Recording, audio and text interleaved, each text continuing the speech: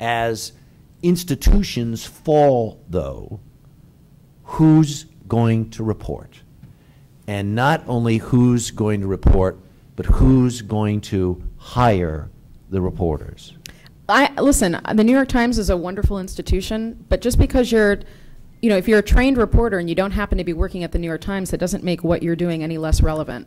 I actually have substantial confidence in the fact that there will be reporting. There are intrepid souls out there, and they will find their way to the stories, and they will write about them. And in fact, there are ways now to communicate those stories through organizations like what ICFJ does, but there are a number of ways in which information of quality can be transmitted. What you need are gatekeepers, places like Politico or ProPublica, St. Louis Beacon, the Min Post.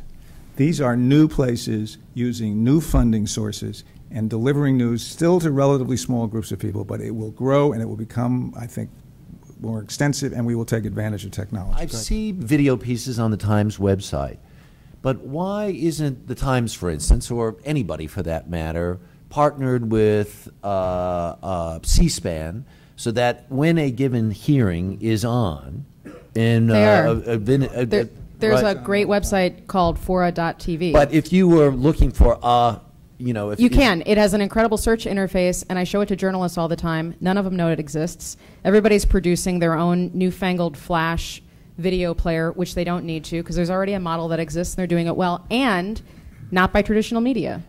Well, my point exactly. But they're using your stuff. So to go to your point, it's wonderful that the internet exists.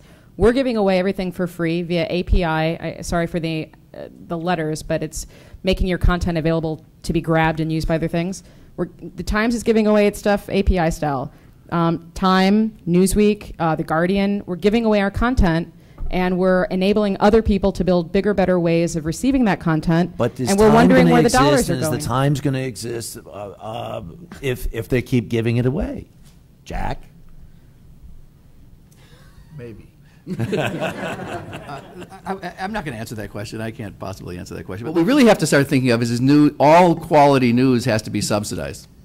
So then you have to think about how it's going to be subsidized. So one way it's subsidized is the old-fashioned way of advertising, and one way it's subsidized is the way entities like the Christian Science Monitor pioneered, which I worked for at one time in my career, which is the church paid for it, and they created the Christian Science Monitor instead of having missionaries because they wanted to have quality journalism as an antidote to yellow journalism.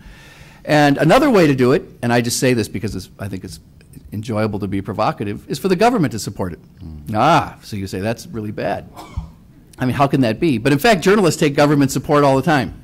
That's why they got relief so they could have tiny little boys deliver newspapers and not have to pay attention to child labor laws.